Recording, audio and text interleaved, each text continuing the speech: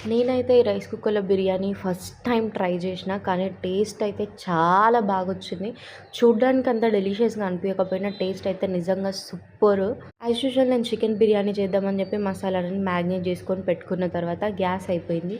So, ఎందుకు మళ్ళీ ఫ్రిడ్జ్‌లో పెట్టడం, సో, రైస్ కుక్కర్‌లో ట్రై చేద్దామని చెప్పేసి నేనైతే ట్రై చేషిన.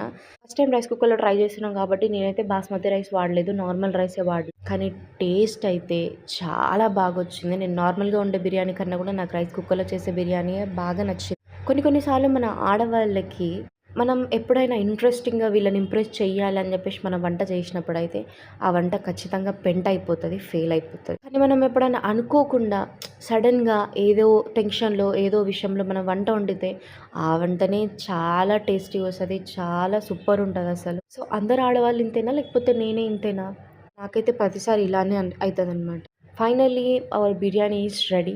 అండ్ నా వీడియో నచ్చినట్లయితే నా వీడియోకి లైక్ చేయండి. నా ఛానల్‌కి సబ్స్క్రైబ్ చేయండి. Bye bye.